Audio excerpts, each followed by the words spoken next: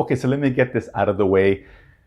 I just witnessed not probably, the best action sequence this year and one of the best sequences in recent time. I'll get more into that in a second. And with that, I'm working with to another episode of the Romantic Room. My goal, as always, is to enhance your movie watching experience. So Atomic Blonde, the newest action movie starring Charlize Theron. This was directed by one of the directors of the original John Wick. And I saw only the first trailer, so I was kind of expecting something along the lines of a John Wick, simple action, kick-ass kind of movie. And it wasn't that at all. I was kind of surprised at it wasn't what I was expecting it to be Jane Wick. It was more like a Jane Bond, more like it, because it resembled more of a Bond or even Jane Bourne and Jason Bourne kind of thriller-esque spy kind of movie.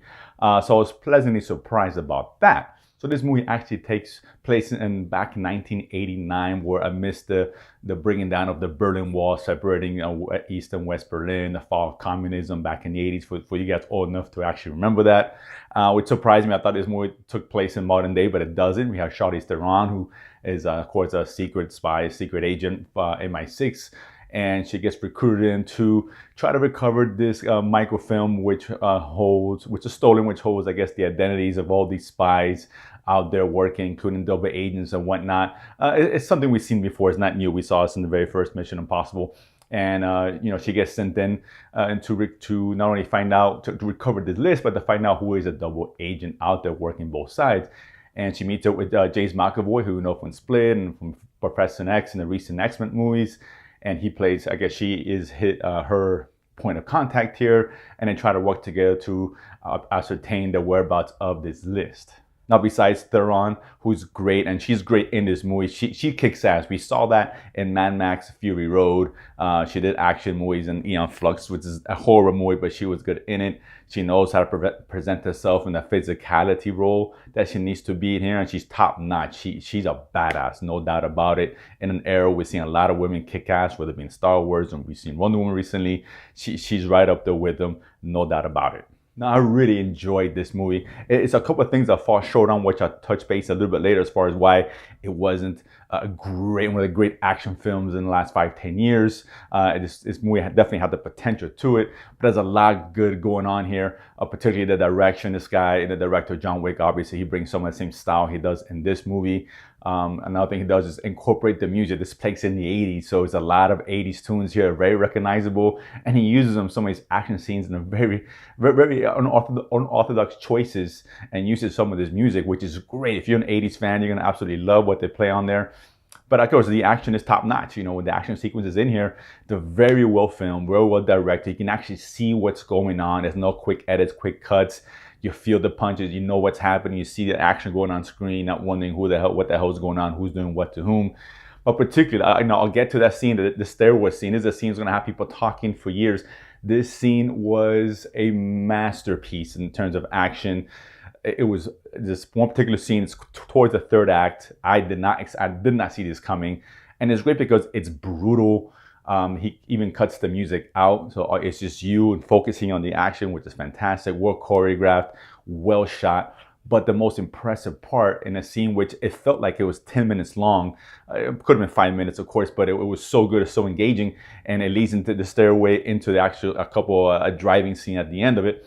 But it's all in one shot, and it's absolutely so magnificently done on screen. I absolutely loved this scene. You guys would too. This scene alone is worth the price of admission. Now, as far as the rest of the movie, like I said, it's good overall. The action sequences obviously are great, and Charlize Theron is great. We also have John Goodman, we have Sofia Boutella, who I really like. The story, unfortunately, gets a little bit muddled, a little confusing about what's going on. I think that he tried to do a little bit too much. The director, I believe his name is David Leiter, if I'm not mispronouncing that.